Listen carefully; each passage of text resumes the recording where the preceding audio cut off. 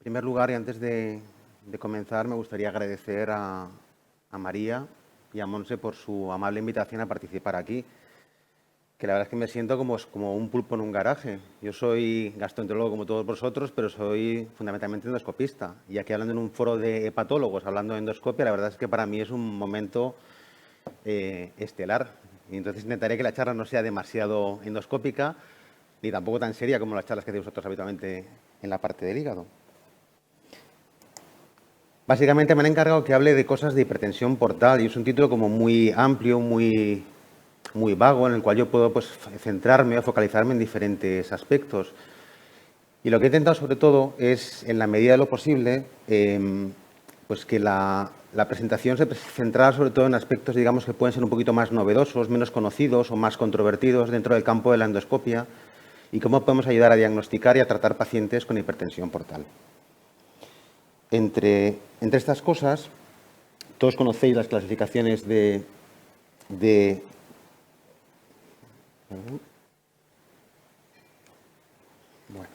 las clasificaciones de las varices gástricas, que como todos sabéis, pues son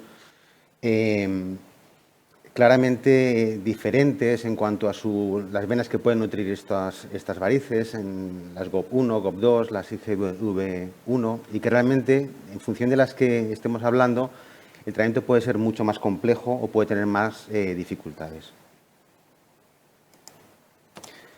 En los últimos años se ha ido poco a poco incorporando de manera sistemática la endoscopia en los algoritmos diagnósticos y terapéuticos, tanto de profilaxis primaria como secundaria y también, por supuesto, para la hemorragia digestiva aguda, en pacientes con varices gástricas, la endoscopia en diferentes situaciones que tampoco entraremos a explicar ahora.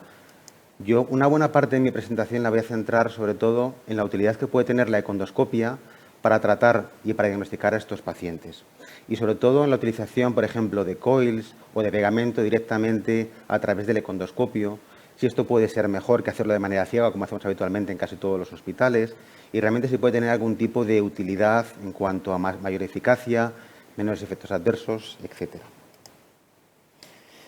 Si me puede poner el vídeo, por favor.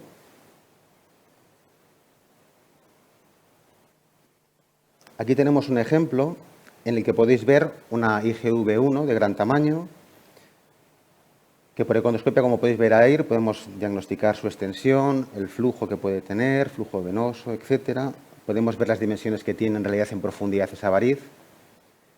Y por control econdoscópico, igual que funcionamos cualquier tipo de lesión, introducimos una aguja en su interior, generalmente de gran calibre, 19 Gs, y a través de ella podemos poner pegamento o podemos poner un coil, como estamos viendo en la imagen. Si veis ahí en la imagen que está haciendo una especie como de curva, esa es la imagen del coil, que es una especie como de muelle que va todo estirado con unos pelillos en su extremo y que lo que hace es obstruir una buena parte de la variz para que tenga menor flujo y se trombose con mayor facilidad. A continuación, sobre esa variz que está más cerrada, a través del coil podremos inyectar, por ejemplo, pegamento, como se verá a continuación. Ahí empezamos a ver ahora una imagen blanca que, como podéis ver ahí, empieza poco a poco a ocluir la variz. Eso es el pegamento que se está apoyando directamente en el coil y que ayuda a trombosar ese vaso y reducir el riesgo de sangrado o controlar el sangrado agudo que puede tener el paciente. Ahí puedes ver cómo se ha colapsado completamente la variz, se ha rellenado completamente entre el coil y el pegamento, y esto en teoría pues podría ayudarnos a que fuera más eficaz el tratamiento. Este es el control después de haber inyectado el coil y el pegamento en la variz. El control a los 4 meses, que veis que la variz se ha reducido de manera drástica y vemos parte del coil protuyendo hacia la mucosa del estómago. Y luego un control econdoscópico en el que podemos ver en la parte superior de la imagen como no hay ningún tipo de variz. Ya se ha colapsado completamente entre el coil y el pegamento. Y a los 9 meses que podéis ver como realmente prácticamente no queda nada que podamos identificar como variz ni siquiera endoscópicamente. Bueno, pues estos vídeos que vemos así, que son realmente tan interesantes y tan bonitos o tan plásticos para muchos de nosotros, pues realmente una cosa es que podamos hacerlo y otra cosa es que realmente sea bueno para el paciente. Y en este sentido, revisando lo publicado en la literatura, pues hay una serie de argumentos a favor de utilizarlo, pero realmente, como casi toda la parte endoscópica, hay pocos estudios prospectivos y comparativos que realmente nos digan si es mejor hacerlo por endoscopia o hacerlo por ecografía. En concreto, bueno, pues quizá el estudio con mayor número de pacientes incluidos y que compara directamente la inyección ciega en estas varices de pegamento o la inyección guiada por econdoscopia es el estudio del Grupo de Indiana, liderado por John DeWitt, en el que básicamente lo que nos muestra, lo podéis ver ahí en el cuadro, es que aunque no fue una comparación, digamos, directa, aleatorizada, etcétera, es que parece que en el grupo de la derecha, que es el grupo de inyección directa por endoscopia sin control econdoscópico, la tasa de resangrado es mucho más alta, 24%, que si lo que hacemos es inyectar pegamento controlándolo por econdoscopia hasta ver que la variz se ha colapsado completamente y no tiene flujo, un 8,8%. Diferencias estadísticamente significativas, que sobre todo muestran diferencias en los primeros 30 días después de la inyección. Los primeros 30 días después del primer sangrado son los días que va a tener más riesgo de resangrado y si lo hacemos por econdoscopia, según este estudio, parece que podríamos reducir esa tasa de resangrado en los pacientes. Con respecto a los posibles efectos adversos, como podéis ver en la diapositiva, pues prácticamente son los mismos. Utilicemos un endoscopio o un econdoscopio para poder inyectar el pegamento en nuestros pacientes. En torno al 15-20%, depende de las ramas del estudio que veamos. Pero realmente no hay grandes diferencias entre uno y otro y según el estudio los efectos adversos son generalmente leves o moderados, no son efectos generalmente importantes, aunque luego veremos que sí que pueden ser de mayor gravedad. Como pasa tantas veces en la literatura, cuando tenemos datos que son malos, que son estudios retrospectivos, series que no comparan unas series con otras, etcétera, nada más que un tratamiento y ven lo bueno que es, pues siempre ocurre que alguien coge toda esa información, la intenta homogeneizar y darnos una idea un poquito más global con series más amplias de lo que realmente pasaría en series pues, más controladas, más amplias de pacientes y tener un poquito más de información finalmente para el diagnóstico de estos pacientes. Y así se han publicado revisiones sistemáticas y metaanálisis en los que básicamente lo que vienen a decir es que en cuanto a eficacia y en cuanto a efectos adversos es inicialmente similar hacerlo por vía endoscópica que por vía econdoscópica, el tratamiento de estos pacientes. Pero si nos fijamos en la columna de la derecha del todo, el tratamiento endoscópico con pegamento y en las columnas de la izquierda, el tratamiento guiado por econdoscopia, cualquier tipo de tratamiento que hagamos por econdoscopia, ya sea pegamento, sean coils o sean pegamentos y coils,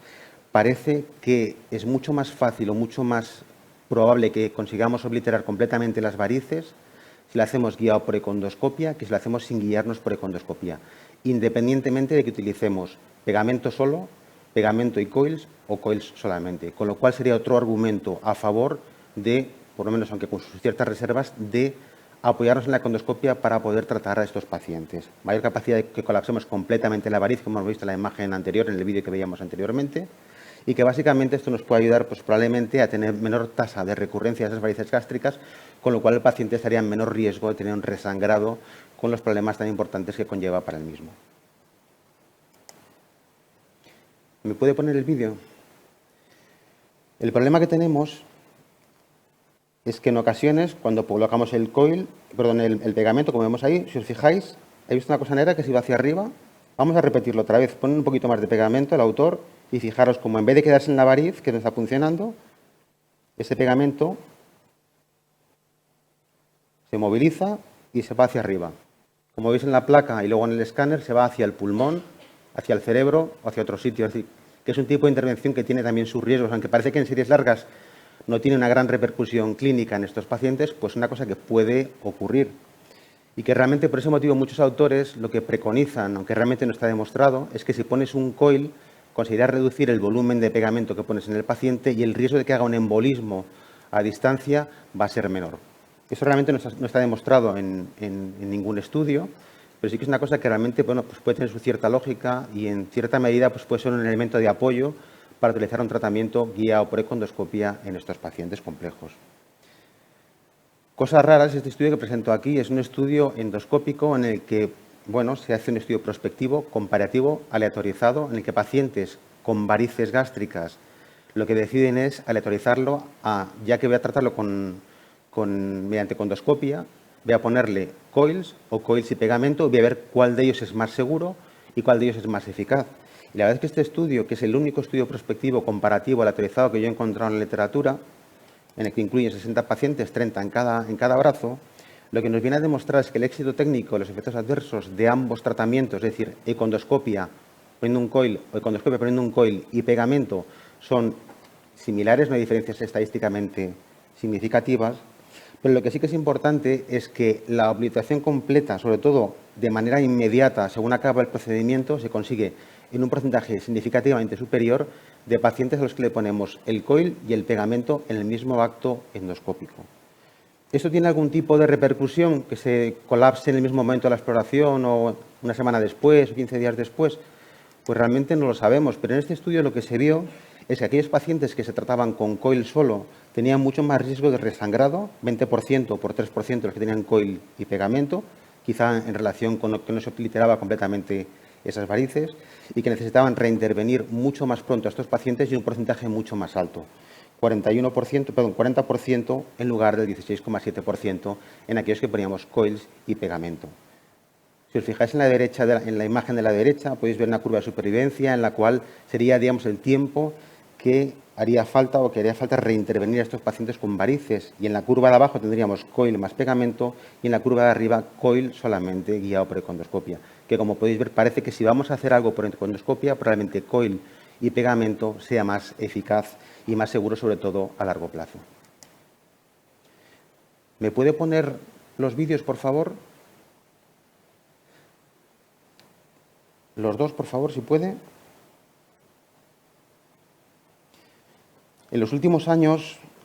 se han ido identificando diferentes filtros, como podéis ver aquí en la imagen, en los que los procesadores modernos de Olympus nos permiten obtener imágenes mucho más precisas de los vasos de la submucosa. Y eso algunos autores, sobre todo los grupos japoneses, lo que consideran es que probablemente si vamos a hacer esclerosis de varices, cosa que generalmente ya no hacemos muy habitualmente, sobre todo en varices esofágicas, pues realmente al poder dirigir mucho mejor esa aguja dentro de la variz, la capacidad de que podamos erradicar esas varices y que no recidiven en el futuro va a ser bastante más alta, más probable. Y para ese motivo, bueno, nos muestran esta gráfica en la que podéis ver abajo las imágenes de los pacientes que erradican varices en la zona subcardial mediante esclerosis con diferentes sustancias,